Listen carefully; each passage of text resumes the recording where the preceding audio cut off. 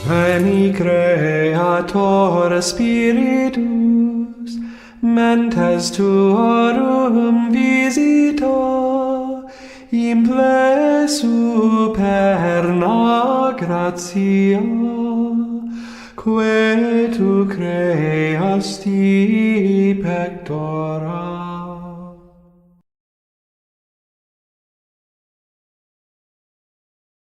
A doutrina católica da Trindade e da Encarnação. Estas são as coisas que Nestório, Apolinário e Fotino, como cães raivosos, ladram contra a Igreja Católica. Fotino não admite a Trindade. Apolinário afirma a convertibilidade da natureza humana do Verbo e nega a existência de duas substâncias em Cristo, enquanto não admite em Cristo uma alma inteira, ou pelo menos não admite nela a inteligência e a razão, pretendendo que o lugar da inteligência tenha sido ocupado pelo Verbo de Deus. Por último, Nestório diz que sempre houve, ou pelo menos durante um certo tempo, dois Cristos. Por outro lado, a Igreja Católica, que pensa retamente acerca de Deus e sobre nosso Salvador, não profere blasfêmias, nem contra o mistério da Trindade, nem contra a encarnação de Cristo. A Igreja adora uma só divindade na plenitude da Trindade, e a igualdade da Trindade em uma única e mesma majestade. Professa um só Jesus Cristo, e não dois, o qual é igualmente Deus e homem. Crê haver nele uma só pessoa, mas duas substâncias. Duas substâncias, mais uma só pessoa. Duas substâncias porque o Verbo de Deus é imutável e por isso não pode transformar-se em carne. Uma só pessoa porque, admitindo dois filhos, poderia parecer que a Igreja adora uma quaternidade e não uma trindade. Contudo, talvez seja necessário tratar mais detidamente e com maior precisão este ponto. Em Deus há uma substância e três pessoas. Em Cristo, duas substâncias, mas uma só pessoa. Na Trindade há diversas pessoas, porém a substância é uma. No Salvador há diversas substâncias, mas é única a pessoa. De que maneira há na Trindade diferentes pessoas e não diferentes substâncias? Porque uma é pessoa do Pai, outra a do Filho, outra a do Espírito Santo. Entretanto, o Pai, o Filho e o Espírito Santo não têm diferentes naturezas, senão uma única e mesma natureza. E como é que no Salvador há duas substâncias, mas não duas pessoas? Porque, evidentemente, uma coisa é a substância divina e outra a substância humana. Contudo, a divindade e a humanidade não são dois Cristos, senão um único e mesmo Filho de Deus. Uma só e mesma pessoa, a do único e mesmo Cristo e Filho de Deus. Igualmente no homem, uma coisa é a carne e outra é a alma. E a alma e o corpo não formam senão um único e mesmo homem. Em Pedro, como em Paulo, uma coisa é a alma e outra coisa é o corpo. Mas o corpo e a alma de Pedro não formam dois Pedros. Não existe um Paulo alma e um Paulo carne, subsistente cada um por uma dupla e diferente natureza, a da alma e a do corpo. Assim, em um único e mesmo Cristo há duas substâncias, mas uma é divina e outra humana. Uma procede de Deus Pai, a outra da Virgem Mãe. A primeira é coeterna e igual ao Pai. A segunda é temporal e inferior ao Pai. Uma é consubstancial ao Pai, a outra é consubstancial à Mãe. Entretanto, é um único e mesmo Cristo, em ambas as substâncias. Não temos, pois, um Cristo Deus e um Cristo homem, o primeiro incriado e o segundo criado, um impassível e outro capaz de sofrer, um igual ao Pai e outro inferior a ele, um engendrado pelo Pai e outro pela Mãe. Existe um único e mesmo Cristo, que é Deus e homem, incriado e criado, imutável e impassível, mas que ao mesmo tempo esteve sujeito a mudanças e a sofrimentos. O único e mesmo Cristo, o qual é juntamente igual e inferior ao Pai, gerado pelo Pai antes de todos os séculos e nascido da Mãe no tempo, perfeito Deus e perfeito homem. Como Deus, possui a plenitude da divindade. Como homem, uma humanidade perfeita. Perfeita, repito, que compreende alma e carne. Uma carne verdadeiramente como a nossa, tomada da mãe, uma alma inteligente, dotada de pensamento e de razão. Em Cristo está, pois, o Verbo, a alma e o corpo. Mas tudo isso é um só Cristo, um único Filho de Deus, um único Salvador e Redentor nosso. Um só Cristo, não por uma confusão corruptível da divindade com a humanidade, senão por uma íntegra e singular unidade de pessoa. Esta união não modificou nem transformou uma substância na outra, e que é o erro próprio dos arianos, senão que juntou em uma só pessoa as duas naturezas, de modo que em Cristo permanecem eternamente, tanto a unicidade de uma só e mesma pessoa, como também as propriedades específicas de cada natureza. Daqui se segue que Deus não começou nunca a ser corpo, nem o corpo cessará em nenhum momento de ser tal. O exemplo da natureza humana pode dar-nos alguma luz a respeito. Cada homem está composto de alma e corpo. Assim será sempre, e nunca sucederá que o corpo se transforme em alma ou a alma em corpo. Visto que cada homem viverá para sempre, em cada um permanecerá necessariamente sempre a diferença nas duas substâncias. Assim também em Cristo, a propriedade característica de cada substância persistirá por toda a eternidade, ficando sempre a salvo a unidade de pessoa. A realidade da natureza humana de Cristo.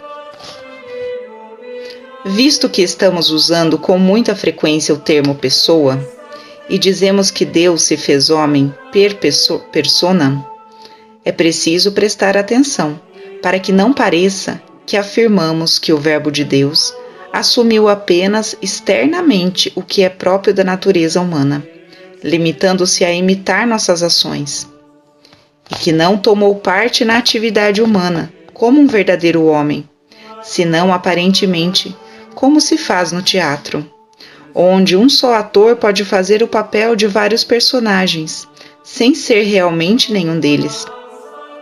Cada vez que os atores imitam a conduta de outros, ainda que reproduzam fielmente seu modo de atuar e de comportar-se, eles não são os personagens representados. Quando um ator faz o papel de um sacerdote ou de um rei, ele não é nem sacerdote nem rei. Terminada a representação teatral, cessa de existir também o personagem representado. Longe de nós este ímpio e ignominioso insulto a Cristo, próprio da demência maniqueia. Estes pregadores de bobagens fantásticas afirmam que o Filho de Deus, Deus mesmo, não assumiu realmente a natureza humana, mas somente uma aparência de homem em seus atos e em todo o seu comportamento. A fé católica, por sua vez, afirma que o Verbo de Deus se fez homem, até o ponto de assumir tudo o que pertence à nossa natureza, de uma maneira real e substancial, e não por via de ficção ou de aparência. Os atos humanos que realizavam eram atos seus e não imitação de atos de outro. Seu atuar era a expressão de seu ser, como quando falamos, conhecemos, vivemos, existimos. Não imitamos os homens, mas os somos realmente. Pedro e João, por exemplo, eram homens porque tal era seu ser, não por imitação. Paulo não fingia ser apóstolo ou Paulo.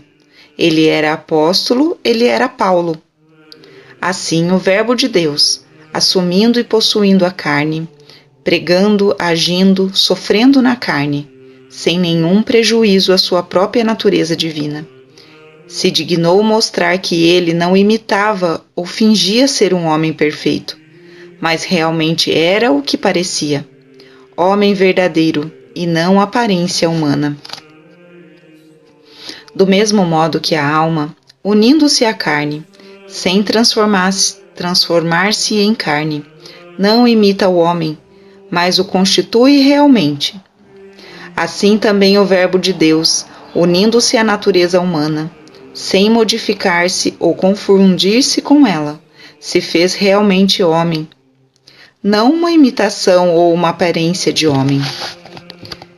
É preciso, pois, evitar, absolutamente, dar à expressão pessoa um significado que suponha uma imitação, uma diferença entre o que finge e o personagem objeto da ficção, na qual quem atua não é nunca aquele a quem representa. Por isso, não suceda nunca que creiamos que o Verbo de Deus assumiu de maneira fictícia algo semelhante à natureza humana. Ao contrário, nós devemos crer que, permanecendo imutável sua substância divina, assumiu uma natureza humana completa em si, que o fez carne, homem, realidade humana não simulada, senão verdadeira, não imaginária, senão real, não destinada a cessar de existir como ao término de uma ação cênica, mas que permanece de maneira substancial. Maria, Mãe de Deus.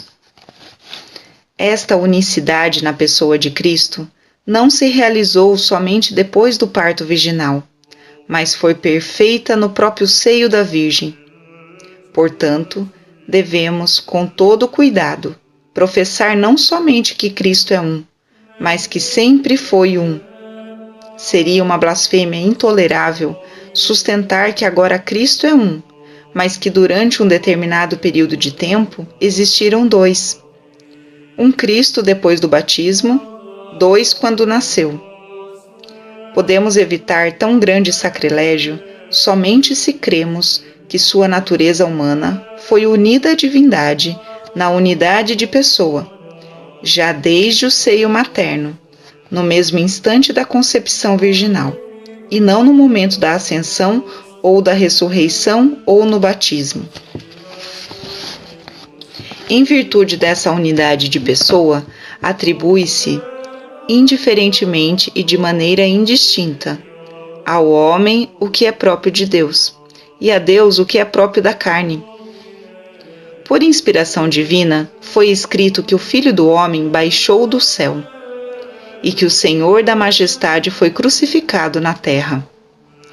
Assim nós dizemos que o Verbo de Deus foi feito, que a própria sabedoria de Deus foi aperfeiçoada, que sua ciência foi criada, quando a humanidade do Senhor é que foi feita, criada, como foi predito que suas mãos e seus pés seriam transpassados. Por causa desta unidade de pessoa e em razão deste mesmo mistério, é perfeitamente católico crer que, quando nasceu a carne do Verbo de uma mãe imaculada, foi o mesmo Deus Verbo quem nasceu de uma virgem. Negá-lo seria uma grande impiedade. Ninguém, pois, tente jamais privar Maria Santíssima do privilégio desta graça divina e de uma glória tão especial. Por desejo determinado do Senhor, Deus nosso e Filho seu, devemos proclamá-la, com toda a verdade e acerto, Theotokos, Mãe de Deus. Não, certamente, no sentido de uma heresia ímpia, a qual sustenta que Maria pode ser chamada Mãe de Deus, somente de nome, porque engendrou um homem que depois se converteu em Deus. Do mesmo modo como usamos a expressão mãe de um sacerdote ou mãe de um bispo. Não porque estas mulheres tenham gerado a um presbítero ou a um bispo, mas porque puseram no mundo homens que depois se fizeram sacerdotes ou bispos. Maria Santíssima é Mãe de Deus, não neste sentido, repito, mas sim, como dissemos, porque em seu sagrado seio se realizou o mistério sacrossanto pelo qual, em razão de uma particular e única unidade de pessoa, o Verbo é carne na carne e o homem é Deus em Deus.